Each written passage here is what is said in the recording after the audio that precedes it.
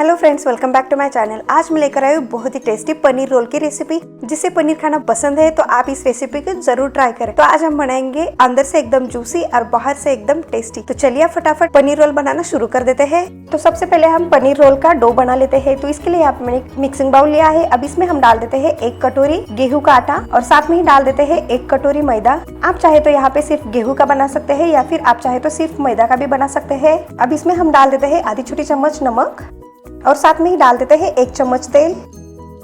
अब हम यहाँ पे इन सबको एक बार अच्छे से मिक्स कर लेते हैं।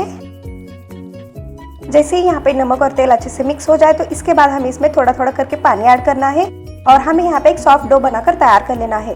जैसे हम नॉर्मली चपाती या रोटी के लिए आटा गूंथते हैं, सेम उसी तरीके से यहाँ पे हमें आटा गूंथकर तैयार कर लेना है। तो ये देखिए, यहाँ पे मैंने आटे को अच्छे से गूंथकर तैयार कर लिया है और यहाँ पे आप देख सकते हैं ना कि जो आटा है एकदम परफेक्टली सॉफ्ट बन चुका है। तो इसी तरीके से हमें यहाँ पे आटे को अच्छे से गूंथकर तैयार कर लेना है। तो यहाँ पे आटा एकदम परफेक्टली बनके तैयार है। अब हम यहाँ पे इसे कवर कर देते हैं और इसे 10 मिनट के लिए रेस्ट करने के लिए छोड़ देते हैं ताकि जो आटा है अच्छे से सही से फूल जाए। तब तक हम चलते हैं अगले प्रोसेस में। पनीर रोल बनाने के लिए यहाँ पे मैंने एक प्याज लिया है। इसे ऐसे लंबाई में पतले स्लाइसेस में कट कर दिया है और यहाँ पे लिया है 1 टमाटर, इसे भी मैंने लंबे स्लाइसेस में कट कर दिया है। 1 शिमला मिर्च लिया है और यहाँ पे मैंने रेड कलर का 1 शिमला मिर्च लिया है, इसे भी पतले स्लाइसेस में कट कर दिया है। और यहाँ पे मैंने लिया है 1 चम्मच बारीक कटा हुआ लहसुन, साथ में लिया है आधी छोटी चम्मच बारीक कटा हुआ अदरक। 2 हरी मिर्च को ऐसे लंबाई में स्लिट कर दिया है, मतलब बीच में से कट कर दिया है। तो अब चलते हैं अगले प्रोसेस में। पनीर काटी रोल का स्टफिंग बना लेते हैं। तो इसके लिए यहाँ पे मैंने कढ़ाई लिया है। कढ़ाई को अच्छे से गर्म कर लेते हैं। अब इसमें हम डाल देते हैं 1 चम्मच तेल। तेल को भी हम अच्छे से गर्म कर लेते हैं। जैसे ही तेल अच्छे से गर्म हो जाता है तो इसमें हम डाल देते हैं बारीक कटा हुआ अदरक, साथ में डाल देते हैं बारीक कटा हुआ लहसुन, हरी मिर्च को भी डाल देते हैं और हमें यहाँ पे फ्लेम को लो टू मीडियम कर देना है और इसे हमें 1 मिनट तक अच्छे से फ्राई कर लेना है, या फिर तब तक फ्राई करें जब तक जो अदरक और लहसुन है थोड़ा सा फ्राई हो जाए, यानी इसके ऊपर थोड़ा सा हल्का सा कलर आ जाए। जैसे ही यहाँ पे अदरक लहसुन और हरी मिर्च अच्छे से फ्राई हो जाता है तो इसके बाद हम इसमें डाल देते हैं प्याज। तो यहाँ पे मैंने 1 मीडियम साइज के प्याज को ऐसे स्लाइसेस में कट कर दिया है। अब इसके बाद इसमें हम डाल देते हैं कलर वाले शिमला मिर्च। अब हम यहाँ पे इन सबको एक बार अच्छे से मिक्स कर लेते हैं और हम यहाँ पे इसे 1 मिनट तक अच्छे से फ्राई कर लेते हैं। हमें यहाँ पे सब्जियों को ज्यादा फ्राई नहीं करना है। अगर सब्जियां थोड़ा सा क्रंची रहे तो खाने में बहुत ज्यादा टेस्टी लगता है, तो इसलिए यहाँ पे हमें 1 मिनट तक ही अच्छे से फ्राई कर लेना है। तो ये देखिए, यहाँ पे प्याज और शिमला मिर्च अच्छे से फ्राई हो चुका है। तो इसके बाद हम इसमें डाल देते हैं टमाटर। तो यहाँ पे मैंने टमाटर को भी लंबे स्लाइसेस में कट कर दिया है और यहाँ पे हम इसे एक बार अच्छे से मिक्स कर लेते हैं और इसे भी हम यहाँ पे 1 मिनट तक अच्छे से फ्राई कर लेते हैं, या फिर तब तक फ्राई करें जब तक जो टमाटर है थोड़ा सा सॉफ्ट बन जाए। तो हमें यहाँ पे फ्लेम को मीडियम ही कर देना है। तो यहाँ पे सारी सब्जी अच्छे से फ्राई हो चुका है। तो इसके बाद इसमें हम डाल देते हैं पत्ता गोभी। तो यहाँ पे मैंने थोड़े से पत्ता गोभी को लंबे स्लाइसेस में ही कट कर दिया है और इसे भी हम एक बार अच्छे से मिक्स कर लेते हैं। तो हमें यहाँ पे पत्ता गोभी को ज्यादा नहीं पकाना है, बस इसे एक बार अच्छे से मिक्स कर लेना है। अब इसके बाद हम इसमें डाल देते हैं रेड चिली सॉस। तो यहाँ पे मैंने 2 चम्मच इतना रेड चिली सॉस डाल दिया है और साथ में ही डाल देते हैं 2 चम्मच टोमेटो केचप, या फिर आप अपने पसंद के हिसाब से टमाटो केचप डाल सकते हैं। अगर आप चाहे तो यहाँ पे सेजवान चटनी का भी यूज कर सकते हैं। और इसमें ही हम डाल देते हैं 1/4 चम्मच नमक, या फिर आप अपने टेस्ट के अकॉर्डिंग नमक डालें। अब हम यहाँ पे इन सबको एक बार अच्छे से मिक्स कर लेते हैं। तो ये देखिए, यहाँ पे आप देख सकते हैं कि इसका कलर कितना बढ़िया सा दिखने लगा है। अब इसके बाद हम इसमें डाल देते हैं पनीर। तो ये देखिए, यहाँ पे मैंने पनीर को भी लंबे स्लाइसेस में कट कर दिया है और यहाँ पे मैंने पनीर 200 ग्राम लिया है। तो यहाँ पे हम पनीर को भी अच्छे से मिक्स कर लेते हैं और इसे हमें यहाँ पे 2 मिनट तक अच्छे से मिक्स कर लेना है ताकि जो सारे सॉसेस है वो पनीर में अच्छे से अब्जॉर्ब हो जाए और जो पनीर है वो थोड़ा सा जूसी बन जाए। तो ये देखिए, यहाँ पे आप देख सकते हैं ना कि पनीर के ऊपर कितना बढ़िया सा कोटिंग आ चुका है और ये दिखने में भी बहुत ज्यादा टेस्टी दिखने लगा है। तो यहाँ पे हम इसे कवर करके पका लेते हैं। जैसे ही यहाँ पे 2 मिनट हो जाता है तो यहाँ पे मैंने कवर को निकाल दिया है और इसे हम फिर से एक बार अच्छे से मिक्स कर लेते हैं। तो ये देखिए, यहाँ पे आप देख सकते हैं कि जो पनीर है परफेक्टली सॉफ्ट बन चुका है। अब हम यहाँ पे गैस को बंद कर देते हैं और इसे पूरी तरीके से ठंडा कर लेते हैं। तब तक हम चलते हैं अगले प्रोसेस में। 10 मिनट हो जाने के बाद यहाँ पे मैंने आटे को फिर से एक बार अच्छे से गूंद लिया है। तो ये देखिए, यहाँ पे आप देख सकते हैं कि जो आटा है परफेक्टली सॉफ्ट बन चुका है।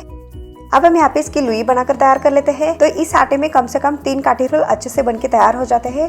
तो यहाँ पे मैंने 3 लुई बनाकर तैयार कर लिया है। जैसे हम नॉर्मली चपाती बनाने के लिए लुई बनाते हैं उसी तरीके से हमें यहाँ पे लुई बनाकर तैयार कर लेना है, या फिर आपको जितना छोटा या बड़ा साइज चाहिए आप उस अकॉर्डिंग भी बना सकते हैं।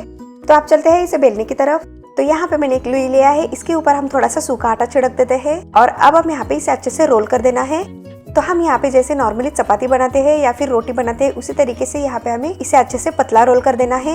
यहाँ पे ऐसा जरूर नहीं कि इसे यहाँ पे गोल ही बनाना है, तो इसका हमें यहाँ पे लच्छा पराठा बनाना है, तो इसलिए यहाँ पे आप कोई भी शेप बना सकते हैं। तो ये देखिए यहाँ पे मैंने इसे अच्छे से पतला रोल कर दिया है। अब इसके ऊपर हम तेल को अच्छे से स्प्रेड कर देते हैं। तो यहाँ पे मैंने 1 छोटी चम्मच इतना तेल डाल दिया है और इसे चारों तरफ से इसे अच्छे से स्प्रेड कर देते हैं।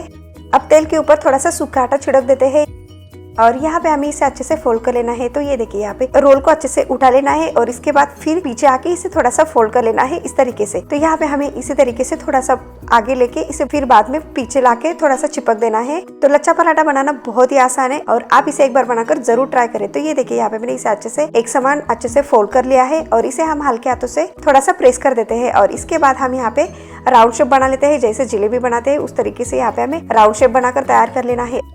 और यहाँ पे जो एंड पार्ट है इसे नीचे थोड़ा सा प्रेस कर देना है और इसे थोड़ा सा हल्के हाथों से प्रेस कर देना है। अब थोड़ा सा सूखा आटा छिड़क देते हैं और इसे एकदम हल्के हाथों से रोल कर देना है। तो यहाँ पे लच्छा पराठा जो होता है थोड़ा सा मोटा ही रहता है, यानी थोड़ा सा थिकनेस में थोड़ा सा बड़ा ही रहता है। तो हमें यहाँ पे उस अकॉर्डिंग ही इसे अच्छे से बेल लेना है। तो ये देखिए यहाँ पे मैंने एक लच्छा पराठे को अच्छे से बेल लिया है और यहाँ पे आप इसके राउंड्स देख सकते हैं ना कि कितना बढ़िया सा दिखने लगा है।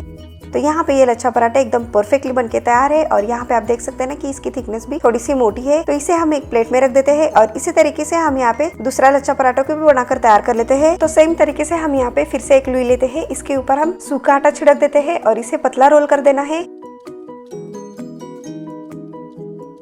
और इसके बाद हम इसके ऊपर तेल डाल देते हैं और तेल को चारों तरफ से अच्छे से स्प्रेड कर देना है। उसके बाद इसके ऊपर सूखा आटा स्प्रिंकल कर देते हैं और इसे अच्छे से फोल्ड कर देना है। तो हमें यहाँ पे थोड़ा सा पोर्शन को ऊपर लेना है, उसके बाद इसे फिर थोड़ा सा पीछे आके अच्छे से चिपका देना है और इसी तरीके से हमें यहाँ पे इक्वल साइज में और इसे एकदम हल्के हाथों से प्रेस कर देना है और राउंड शेप में इसे अच्छे से फोल्ड कर देना है और जो एंड पार्ट है इसे नीचे की तरफ फोल्ड कर देना है। तो यहाँ पे हमारे ये बन परफेक्टली बन के तैयार है। और अब हम यहाँ पे इसके ऊपर थोड़ा सा सूखा आटा डाल देते हैं और इसे हमें यहाँ पे थोड़ा सा मोटा ही बेल लेना है। तो यहाँ पे ये लच्छा पराठे के लच्छे बहुत ही परफेक्टली दिखते हैं, आप इसे एक बार बनाकर जरूर ट्राई करें। तो यहाँ पे ये पराठा भी एकदम परफेक्टली बन के तैयार है। तो इसे हम प्लेट में रख देते हैं और अब चलते हैं इसे सेकने की तरफ। यहाँ पे मैंने तवे को अच्छे से गर्म कर लिया है। अब इसके ऊपर हम लच्छा पराठे को अच्छे से रख देते हैं और हमें यहाँ पे मीडियम टू हाई फ्लेम कर देना है और इसे अच्छे से दोनों साइड से पलट के गोल्डन ब्राउन हो जाने तक पका लेना है। ऊपर की साइड पे हम थोड़ा सा तेल डाल देते हैं और इसे अच्छे से स्प्रेड कर देते हैं। तेल डालने की वजह से जो लच्छे हैं वो बहुत ज्यादा परफेक्टली दिखते हैं। तो ये देखिए यहाँ पे मैंने तेल को अच्छे से स्प्रेड कर दिया है चारों तरफ।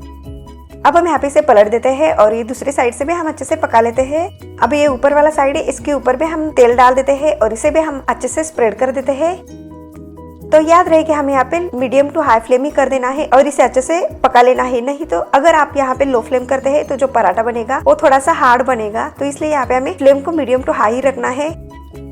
तो ये देखिए यहाँ पे मैंने दोनों साइड से अच्छे से गोल्डन ब्राउन हो जाने तक अच्छे से पका लिया है और यहाँ पे आप देख सकते हैं कि इसके लच्छे कितना परफेक्टली दिखने लगा है और ये अच्छे से सेपरेट भी होना स्टार्ट हो चुका है। तो इसी तरीके से हम यहाँ पे पराठे को अच्छे से सेक लेना है।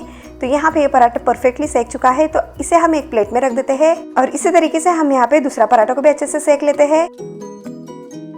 तो यहाँ पे आपने देखा ना कि लच्छा पराठा बनाना कितना आसान है। बस हमें यहाँ पे जैसे हम नॉर्मल रोटी बनाते हैं उसी तरीके से हमें यहाँ पे रोटी बनाना है और उसके ऊपर थोड़ा सा तेल और आटे को अच्छे से स्प्रेड कर देना है और थोड़े थोड़े छोटे छोटे फोल्ड्स कर लेना है और हल्के हाथों से इसे अच्छे से रोल कर देना है।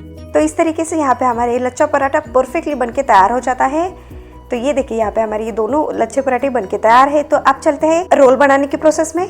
तो ये देखिए यहाँ पे आप देख सकते हैं कि जो लच्छा पराठा है दिखने में कितना परफेक्टली और एकदम लच्छेदार दिखना स्टार्ट हो चुका है। तो यहाँ पे ये सारे लच्छे एकदम सही से दिखना स्टार्ट हो चुका है। तो यहाँ पे हमें दोनों लच्छे पराठे को अच्छे से रख देते हैं और इसके ऊपर हम अच्छा सा फिलिंग तैयार कर लेते हैं, जैसे एकदम स्ट्रीट स्टाइल मिलता है उसी तरीके से आज हम पनीर रोल बनाकर तैयार कर लेते हैं। तो यहाँ पे मैंने दोनों लच्छे पराठे को अच्छे से रख दिया है। अब इसके ऊपर हम डाल देते हैं टोमेटो केचप। 1 चम्मच टोमेटो केचप को अच्छे से डाल दिया है। तो इसी तरीके से हम यहाँ पे दोनों पराठे के ऊपर 1-1 चम्मच इतना डाल देना है। अब इसके ऊपर हम डाल देते हैं 1 चम्मच मेयोनीज। अगर आपके पास मेयोनीज नहीं तो आप यहाँ पे सिर्फ टोमेटो केचप को भी स्प्रेड कर सकते हैं या फिर आप चाहे तो ग्रीन चटनी को भी स्प्रेड कर सकते हैं, उससे भी टेस्ट बहुत ज्यादा टेस्टी लगता है। अब हम यहाँ पे इसे अच्छे से मिक्स कर लेते हैं और पराठे के ऊपर चारों साइड से अच्छे से स्प्रेड कर देते हैं। तो ये देखिए यहाँ पे मैंने इसे अच्छे से मिक्स कर लिया है और यहाँ पे इसे अच्छे से स्प्रेड भी कर लिया है और यहाँ पे ये दिखने में बहुत ज्यादा टेस्टी दिखने लगा है। अब इसके ऊपर हम स्टफिंग डाल देते हैं जो हमने प्याज, टमाटर, शिमला मिर्च और पनीर का बनाकर रख दिया था। तो ये देखिए यहाँ पे जो स्टफिंग है पूरी तरीके से ठंडा हो चुका है। तो अब हम यहाँ पे स्टफिंग को सेंटर में डाल देना है। तो ये देखिए यहाँ पे जैसे मैंने सेंटर में रख दिया है, तो इसी तरीके से हमें यहाँ पे स्टफिंग को अच्छे से सेंटर में रख देना है। और यहाँ पे आप देख सकते हैं कि जो स्टफिंग है दिखने में बहुत ज्यादा टेस्टी दिखने लगा है। तो यहाँ पे मैंने स्टफिंग को अच्छे से एंड तक रख दिया है। अब इसके ऊपर हम सलाद रख देते हैं। तो सलाद में यहाँ पे मैंने बारीक पतले स्लाइसेस में कट किया हुआ प्याज लिया है, उसके ऊपर डाल देते हैं स्लाइसेस में कट किया हुआ टमाटर, साथ में डाल देते हैं पत्ता गोभी, और इसके ऊपर हम डाल देते हैं थोड़ा सा नमक। अब इसके ऊपर हम डाल देते हैं चीज। तो यहाँ पे मैंने मोज़रेला चीज को अच्छे से ग्रेट करके डाल दिया है। आप चाहे तो अपने पसंद के हिसाब से कोई भी चीज को ऐड कर सकते हैं। आपको जितना चीज पसंद है आप उस अकॉर्डिंग चीज को डाल देना है। और साथ में स्प्रिंकल कर देते हैं थोड़ा सा चाट मसाला, ताकि खाने में और भी थोड़ा सा चटपटा लगे।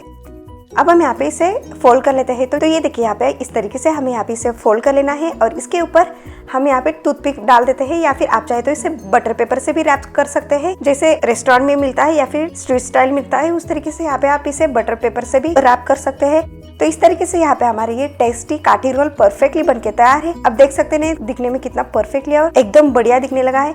तो इसी तरीके से यहाँ पे हमारे अंदर से जूसी और बाहर से एकदम टेस्टी काठी पनीर रोल एकदम परफेक्टली बनके तैयार है। और यहाँ पे आपने देखा ना कि इसे बनाना कितना आसान है। तो आप इस तरीके से एक बार बनाकर जरूर ट्राई करें। अगर आपको आज की मेरी ये रेसिपी पसंद आए तो प्लीज मेरे चैनल को सब्सक्राइब करें और साथ में ही मेरे इस वीडियो को लाइक करना ना भूलें।